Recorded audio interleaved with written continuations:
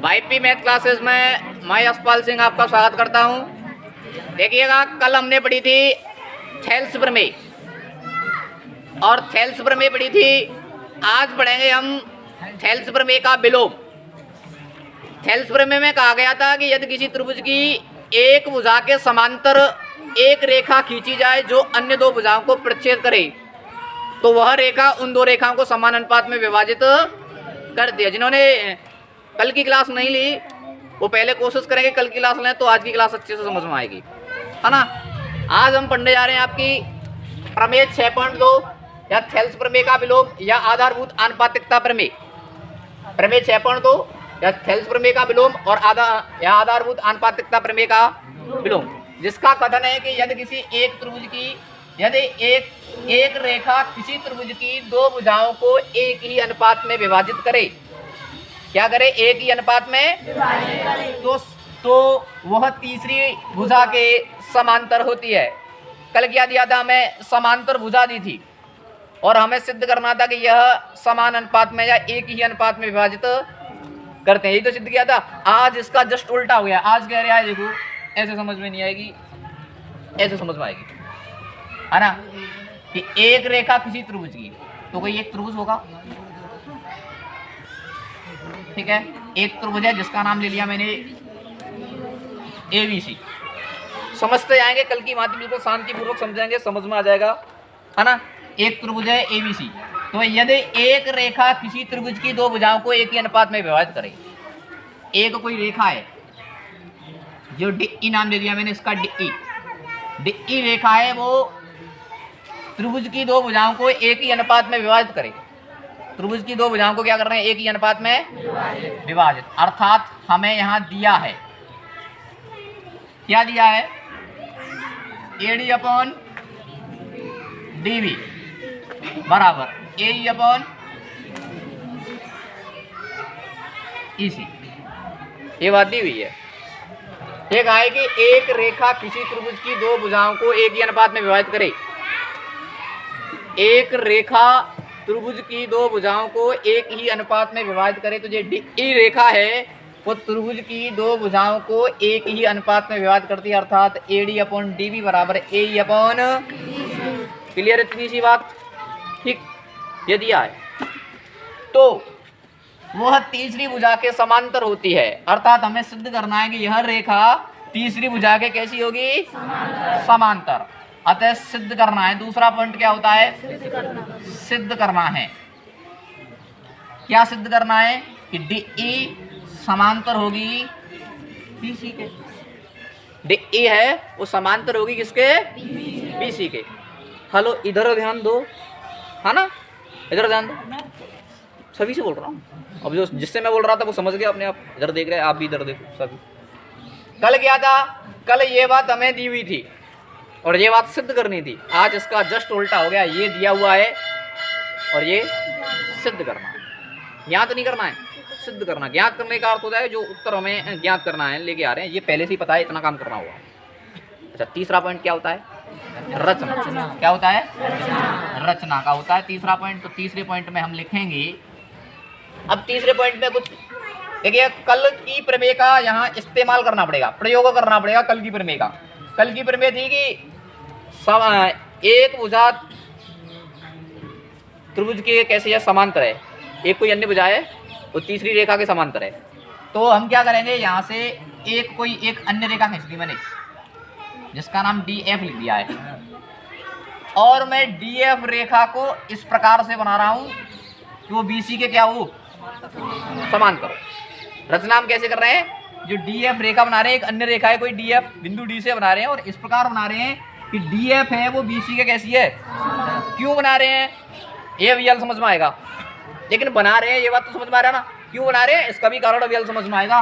फिलहाल मैंने DF कोई एक अन्य रेखा बनाई है, वो BC के कैसी है, समांतर। बोलो, इतनी सी कहानी समझ में आई सभी के समझ में। पुनः देखिएगा, ये कहा है कि यदि एक रेखा किसी त्रिभुज की दो भुजाओं को एक ही अनुपात में विभाजित करे, तो ये रेखा है DE, वो त्रिभुज की भी है, त्रिभुज की दो भुजाएं ना AB और AC, इनको दो समान एक ही अनुपात में विभाजित कर रहा है, तो AD अपॉन DB बराबर AE अपॉन EC। इनका अनुपात कैसा है? एक ही।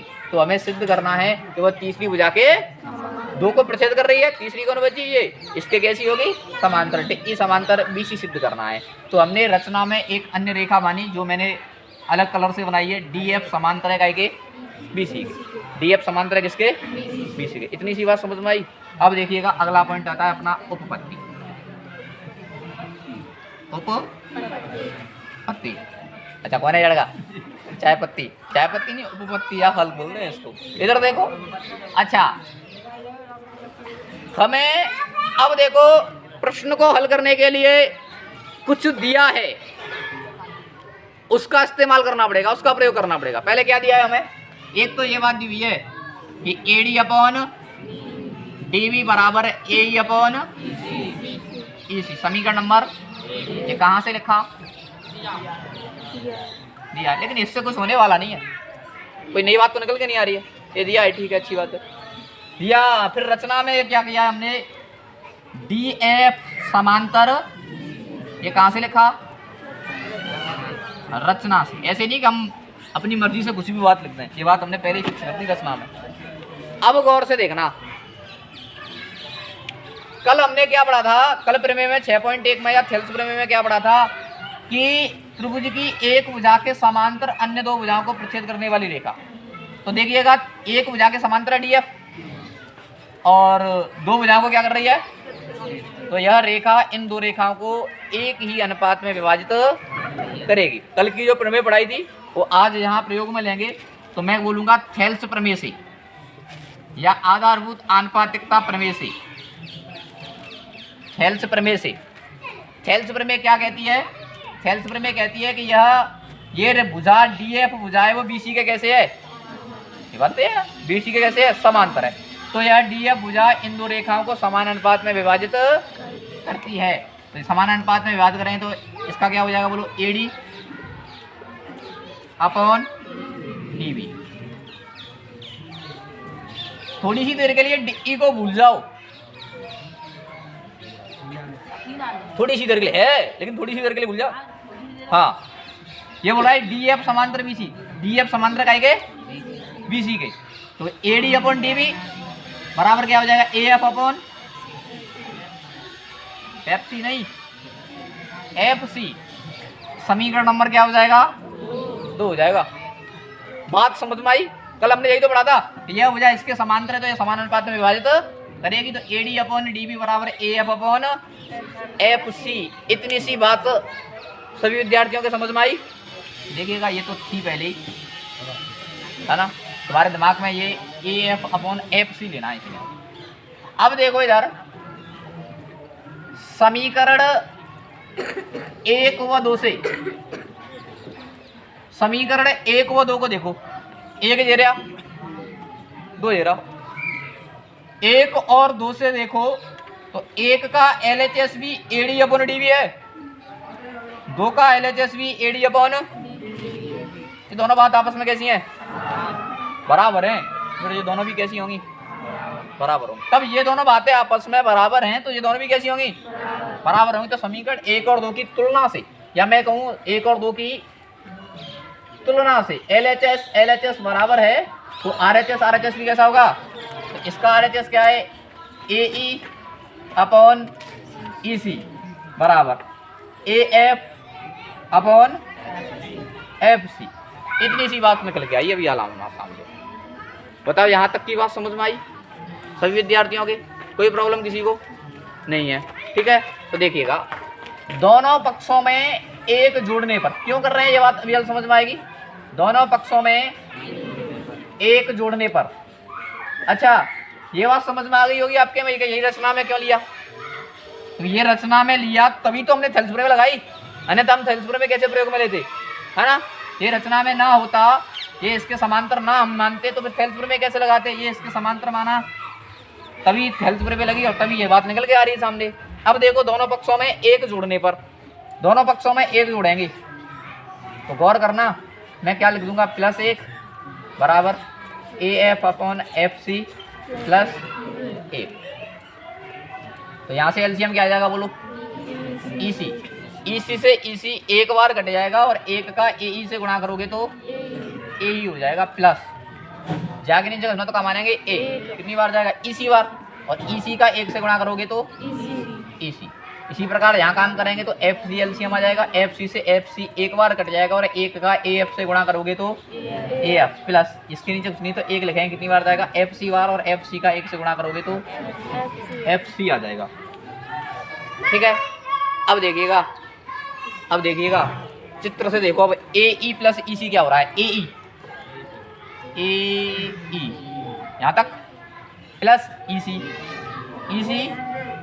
यहाँ तक, इन दोनों को जोड़ के क्या बन रहा है ए सी। क्या बन रहा है ए सी अपॉन ई सी। अब उनको जोड़ो ऐसे ही A F plus F C, तो ए एफ यहाँ तक हो गया और एफ सी फिर यहाँ से चलेंगे पूरा क्या बन जाएगा ए सी। क्या बन जाएगा अपॉन एफ सी। बात समझ में आई? अच्छा, ए सी और ए सी आपस में कैसे हैं बराबर है। कितनी बार कटेंगे जी एक बार। फिर करो वज्रगुणा, ई सी का एक से करो तो क्या हो जाएगा और एफ सी का एक से करो तो एफ सी। यही तो बात आ रही है। अब गौर फरमाइएगा ई सी बराबर एफ सी बोल रहा है जी। ई सी कहाँ है चित्रों में देखो ई सी ये हो गया ई सी, ये बुझा हो गई ई सी, ये बराबर काय की हो रही है एफ सी की हो रही है। यानी कि ये भुजा इतनी सी भुजा और इतनी सी भुजा कैसी हो रही है बराबर रिजल्ट निकल रहा है कि ई सी बराबर काय के होगा। अच्छा, ई सी और एफ सी दोनों भुजाएं बराबर कब हो पाएंगी जब ई और एफ का हो एक ही बिंदु हो। मैं कहूँ मान लो एक उदाहरण के तौर पर ये 4 सेंटीमीटर की है, यहाँ से यहाँ तक भी 4 सेंटीमीटर की है ई सी, और एफ सी यहाँ से यहाँ तक भी कितनी की है 4 सेंटीमीटर की कहूँ, तो ये कब संभव होगा ऐसा तब एफ और ई का होंगे जे एक ही जगह पे होंगे। इसका अर्थ हो जाएगा अर्थात ई व एफ संपाती बिंदु होंगे। संपाती का क्या अर्थ होता है एक ही, संपाती बिंदु होंगे। यानी कि ई व एफ होगा वो क्या होगा हकीकत में एक ही बिंदु होगा। ऐसे कोई दो बिंदु अलग अलग विद्यमान नहीं है। यहाँ आपको दिख रहे हैं ना एफ और ई अलग अलग, ऐसे कोई दो बिंदु विद्यमान नहीं है। हकीकत में देखा जाए तो ये क्या है एक ही है। अच्छा, एक ही है तो गौर करना, हमने रचना में क्या किया था डी एफ समांतर बी सी लिया था ना। कहाँ से रचना में ये बात हमने की थी। और हम अब क्या कह रहे हैं ई और एफ कहाँ है एक ही है।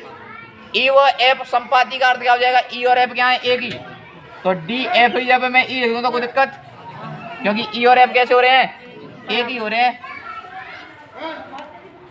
देखना एक बात सिद्ध करनी थी तो हेंस प्रूव्ड